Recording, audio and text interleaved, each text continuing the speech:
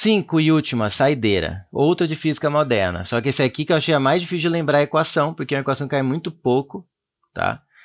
Tanto que na UERJ, como eu falei, caiu, né, aqui em 2022 na UEMA e caiu em 2024, primeiro exame de qualificação em 2024 na UERJ.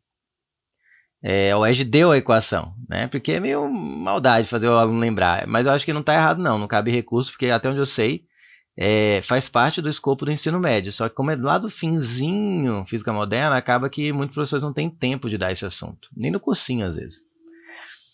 Bom, para o EMA agora vai ter que dar, porque tem caído, né?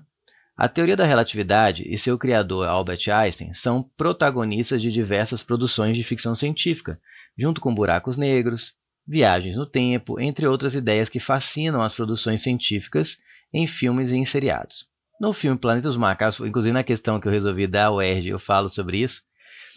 É um filme bem legal, é antiguíssimo, assim, é mais velho que eu, então é muito... mas é bem legal para você ver essa ideia. Ele dá uma sinopse aqui, ó. No Planeta, não a versão nova, tá? Aquela e a revolta dos macacos que mostra os macacos se revoltando, não. O original, legal é ver o original. O Planeta dos Macacos deve ser da década de 60, não sei de cor.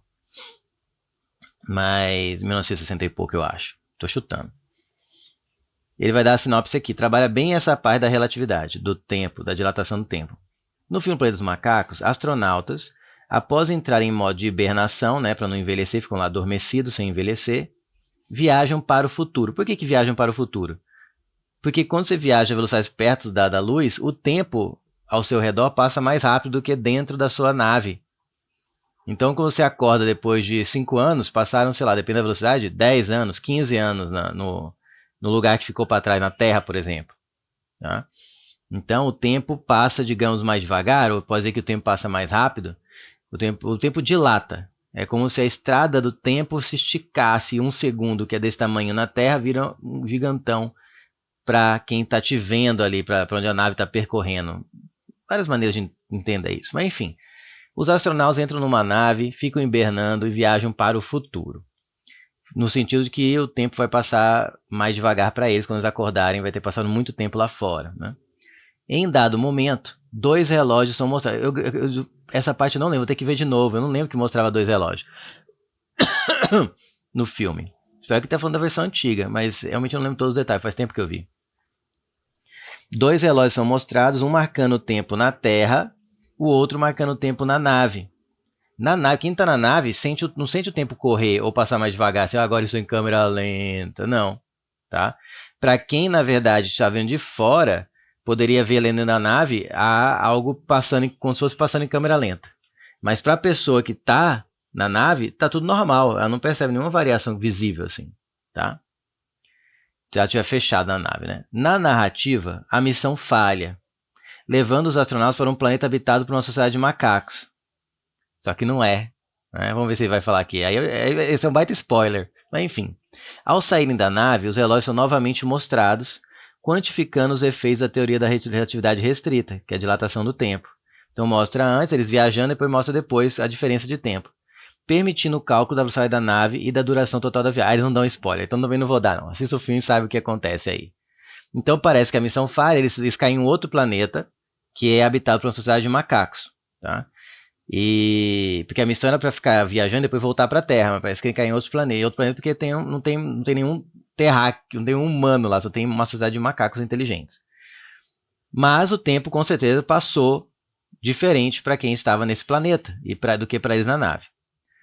Então tá, aqui tem a fonte. Ao considerar que os astronautas viajarem em velocidade constante de 80% da velocidade da luz, é muito comum ele não te dar a velocidade exata em questões de dilatação temporal, tá? Ou sempre que a velocidade é próxima da luz. Ele fala assim, tantos por cento da velocidade da luz, sempre em relação ele pode até dar em uma outra questão ou outra, mas a maioria das vezes ele te fala assim, estava a 70%, 60%, 90% da velocidade da luz. Então você tem que entender, quando você lê isso aqui, você vai pensar nisso. Hein? Ó, lembra das aulinhas de porcentagem. 0,8, 80% vezes C. C é a constante que representa a velocidade da luz no vácuo. Então o que ele fala aqui, a velocidade da nave era 0,8C, você vê que o V da nave, o V era igual a 0,8C. Isso aqui, quase sempre você usa no exercício de relatividade, tá? Esse tipo de informação. Então ele estava com essa velocidade constante em relação à Terra, né? Sempre tem um referencial. Ela estava com essa velocidade, 80% da velocidade da luz. Determine quantos anos os astronautas viajariam no referencial da Terra, que vai passar bem mais tempo do que para eles, se dormissem durante 120 anos, de acordo com o referencial da espaçonave. Então, como eu falei, para quem está andando na espaçonave, os relógios não vão andar mais devagar, eles estão andando normalmente. Tá? Você não vai olhar para o relógio e vai estar em câmera lenta porque o tempo está passando mais devagar para você. O relógio vai lá, tic-tac, tic-tac, normal. Só que o tempo dilata e você não vê, né? Então 120 anos para você, para quem ficou na Terra, é muito mais. Tá? Então ele está dizendo que para quem está na nave, passou 120 anos, referencial da nave. Quanto tempo passou para a nave voltar para quem ficou na Terra? Ou que ficou nesse planeta dos macacos aí, tá certo? A equação, vamos colocar aqui. Então ela não é fácil de lembrar. Mas depois que você faz bastante questão, pode pegar, construir listas de física moderna. Principalmente a Uni Evangélica tem bastante questão de física moderna. Mas mesmo ela se cobrou, foi só uma vez dilatação temporal. Tá? Dilatação temporal, vou colocar aqui, ó. Relatividade restrita, relatividade restrita. Eles chamam de relatividade... Teoria da relatividade. Tá. É relatividade restrita ou especial, tem esses dois nomes. E eu vou pegar e vou trabalhar o subassunto, a parte da dilatação temporal. Tempo dilata.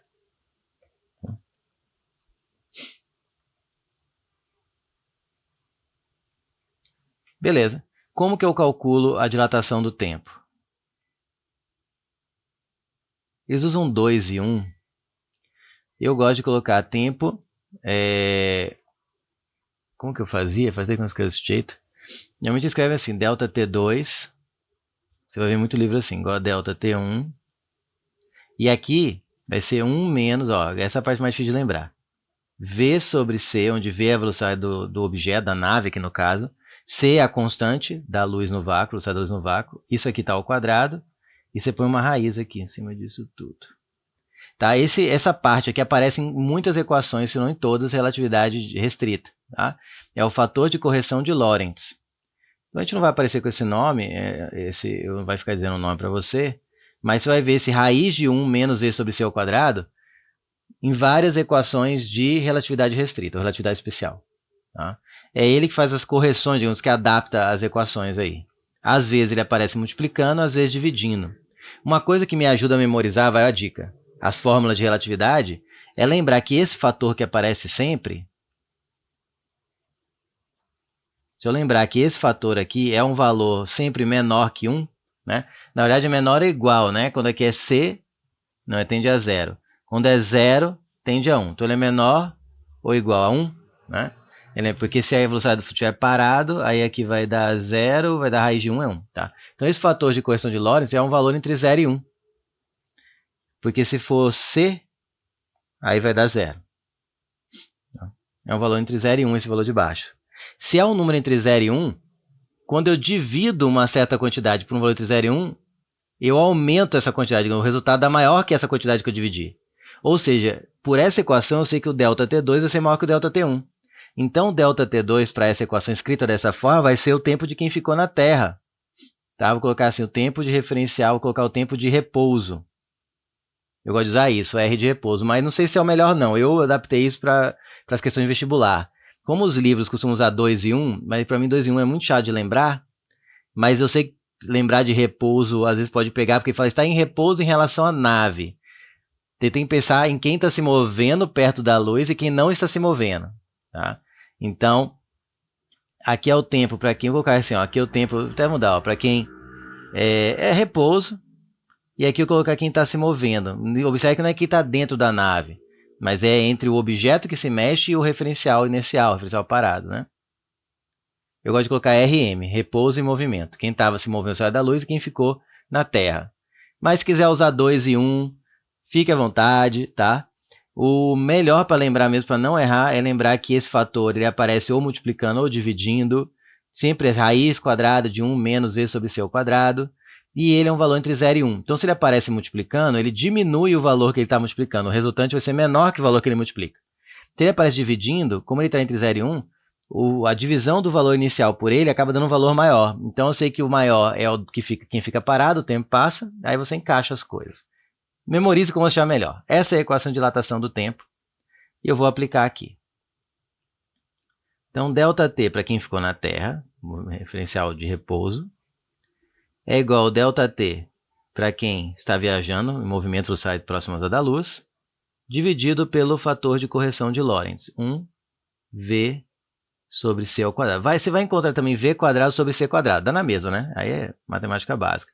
Divisão ao quadrado pode levar a cada um dos termos da divisão, dos fatores. Substituindo, eu sei que o tempo para quem está em movimento, quem está viajando ali, passou, né, que ele fala referencial da nave, né, quem estava dentro da nave, passou 120 anos. Se eu coloco aqui em anos, o que vai acontecer? Aqui já vai dar em anos também. E as respostas estão em anos, beleza. E aqui vem a parte, você tomar mais cuidado com a continha. O V, como eu falei, eu vou trocar por 0,8C. Então vai ficar aqui, ó, 0,8C dividido por C. Tá vendo que eles colocam em função da saída da luz? Porque aí fica mais fácil cortar aqui, ó. Então, ΔT para quem ficou na Terra é 120, que é o tempo que estava na nave. 1 menos, aí aqui ficou 0,8 ao quadrado, 0,64. Continuando, 120, 1 menos 0,64, 0,36. Geralmente eles escolhem valores que acontece isso, que a conta fica redondinha. 120, raiz de 0,36, para quem não usa calculadora já memorizou de cabeça, 0,6. Tem duas casas decimais, então o valor após a raiz vai ter só uma. E o 36 a raiz é 6. Então tem uma casa e é com 6, então é 0,6. 120 por 6 daria 20. Como é por 0,6, vai dar 10 vezes mais, você vai dar 200. Ou seja, se a pessoa viajar com 80% da velocidade da luz, ou nem é 100%, com 80% da velocidade da luz, e ficar hibernando por 120 anos, quando ele volta para a Terra, se passaram 200 anos. É bem louco isso, né? Eu até falo, tem um paradoxo dos irmãos gêmeos. Se eu pego dois irmãos gêmeos, digamos que cada um tem 20 anos, né? Cada um tem 20 anos. Vamos pegar esse caso aqui. Aí um deles, vamos falar o mais velho e o mais novo, não vou pegar aquele quem saiu primeiro do útero da mãe, enfim. Os dois têm a mesma idade, são gêmeos. Um viajou por 120 anos. Digamos que as pessoas vivem por centenas de anos. Só para exemplificar. Um dos irmãos gêmeos viajou e para ele passou 120 anos. Ele envelheceu 120 anos. O tempo passa para ele como se fosse normal, 120 anos. Mas para o irmão, também o relógio dele não acelera, não. Fica normal, mas para ele passa diferente. A estrada muda, o tempo, a estrada do tempo muda, que distorce. Então, para quem viaja muito rápido. Então, passou 120 anos, digamos que eles tinham 20 anos cada um. O irmão volta com 140 e o outro irmão gêmeo, como passaram 200 anos, está com 220. Ou seja, são irmãos gêmeos, nasceram juntos, mas agora um tem 140 e o outro tem 220 anos. Eles não têm mais a mesma idade, mas são gêmeos. Paradoxo dos irmãos gêmeos, por causa do efeito de dilatação do tempo, de acordo com a teoria da relatividade. E de acordo com a teoria, essa teoria já foi comprovada, né? Você coloca relógio atômico no satélite ou numa nave espacial, voando um certo tempo, velocidades altíssimas, compara com um relógio atômico que não atrasa, né? Na Terra, e você consegue medir uma diferença e bate exato com a equação da dilatação temporal. Tá? Então ela existe, não é só, eu acho que não foi comprovado. Não, ela foi comprovada, tá? Já muitas vezes. Inclusive, é graças ao uso dela que você consegue navegar, por exemplo, usando satélite, GPS. O GPS tem essa equação lá dentro, o computadorzinho, para corrigir o tempo, porque ele fica ali, o satélite de velocidades altas. Senão ia dar um atraso, e um atraso de 1 segundo que seja, 1 microsegundo pode dizer que o navio está num lugar bem diferente de onde está e só ia causar desastre. Tá certo? O GPS usa a teoria da relatividade. Sem a teoria da relatividade, não existiria um GPS que funcionaria direito. Tá certo? Então a resposta é letra A de amor.